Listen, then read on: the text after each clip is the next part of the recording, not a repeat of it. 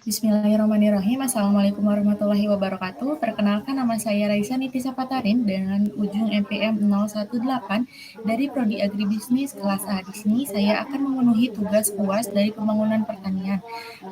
Saya menganalisis strategi pengembangan usaha tani stevia di Desa Palangan atas 2 Kecamatan Sender, Kabupaten Minahasa. Komoditasnya yaitu stevia. Di sini saya sudah membuat risk paper dengan 18 permasalahan, tetapi saya akan menjelaskan permasalahan utamanya saja. Yang pertama yaitu ada iklim dan cuaca tidak menentu yang sangat menghambat proses pengeringan daun stevia. Saat musim hujan, pengeringan manual menjadi tidak optimal sehingga kualitas daun tidak konsisten. Yang kedua yaitu ada hubungannya benih dengan petani, yang dimana petani masih menggunakan benih dengan mutu rendah sehingga hasil produksi tidak maksimal. Yang ketiga yaitu ada kendala modal, banyak petani tidak mampu membeli sarana produksi maupun teknologi pengering modern sehingga produksi tetap rendah. Setelah itu juga adanya dukungan pemerintah yang masih terbatas, terutama dalam hal penyuluhan dan pendampingan. Penyuluh jarang melakukan pembinaan dan koordinasi antar lembaga juga belum optimal. Setelah itu juga minimnya pemanfaatan teknologi petani, masih mengeringkan daun secara manual, maka produksinya tidak memenuhi standar industri. Dari seluruh permasalahan ini terlihat bahwa usaha tani stevia masih memiliki banyak tantangan mulai dari hulu hingga hilirnya. Setelah itu saya sudah membuat analisis SketWo. Yang pertama yaitu ada customer, pihak yang paling banyak menerima manfaat dari transformasi yang dilakukan.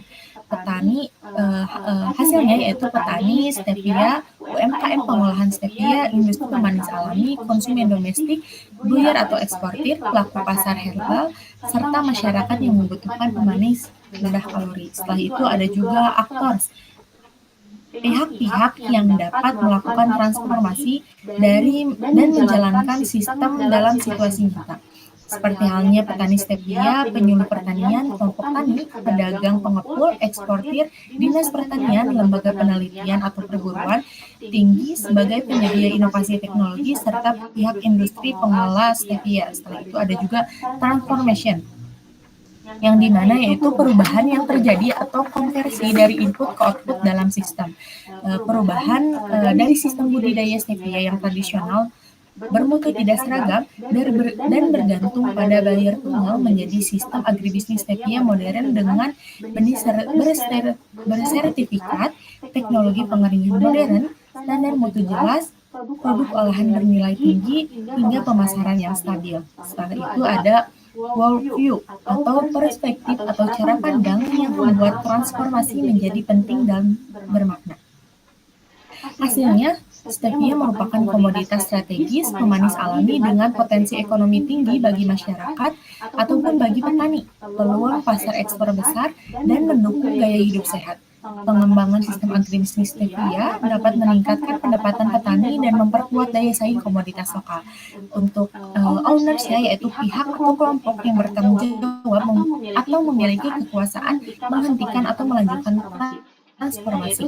Hasilnya yaitu seperti pemerintah daerah atau dinas pertanian, pemerintah pusat, kelompok tani stevia, investor atau industri pengolahan stevia, serta buyer besar luar negeri yang selama ini menjadi pasar utama. Setelah itu ada environment atau kendala utama dari keseluruhan definisi sistem yang berada di luar kendali aktor yang seharusnya terjadi. Seperti hasilnya yaitu iklim dan cuaca. Musim hujan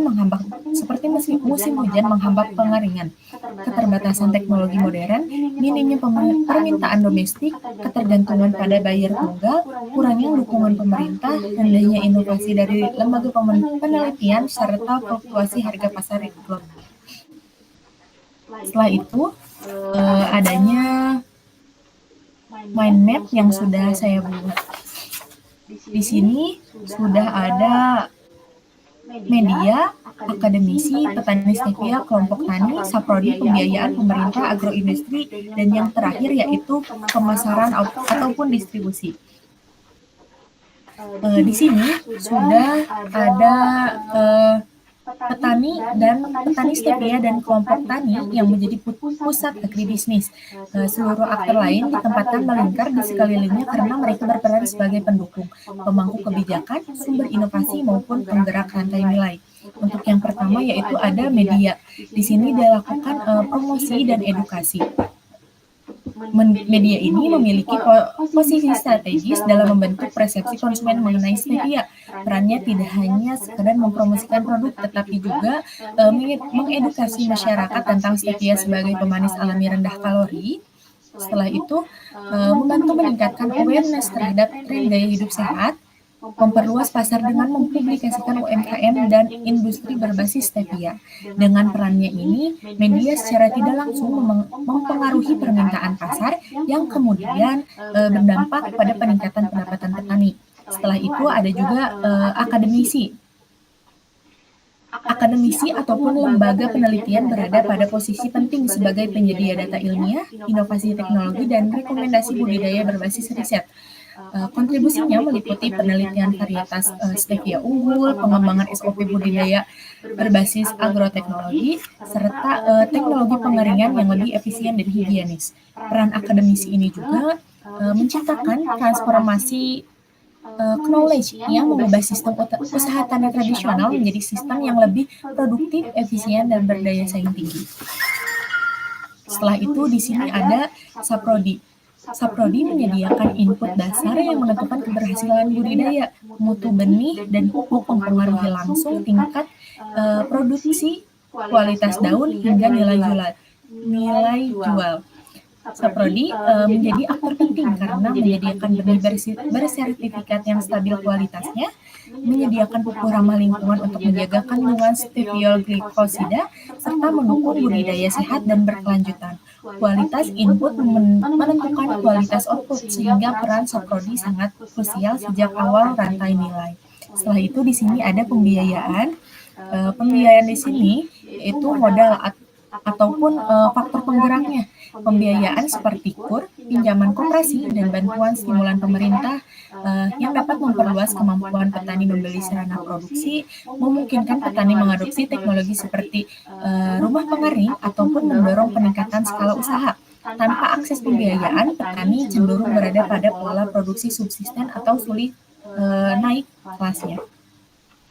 Setelah itu di sini ada kelompok tani yang berhubungan dengan pemerintah dan agroindustri. Pemerintah di sini sebagai regulator, fasilitator, dan penyedia infrastruktur. Pemerintah berperan sebagai pendorong utama yang memastikan sistem berjalan terstruktur yang fungsinya yaitu bisa untuk menyusun kebijakan pengembangan stevia, bisa juga pemberian bantuan alsintan ataupun prasarana pasca panen, bisa juga pendampingan penyuluh, pengembangan standar mutu dan keamanan pangan. Pemerintah di sini juga bukan hanya memberi bantuan, tetapi mengatur arah pembangunan agribisnis stevia secara makronya. Untuk agroindustri di sini, yaitu untuk peningkatan nilai tambah dan kepastian pasar. Agroindustri adalah penghubung antara petani dengan pasar yang lebih luas.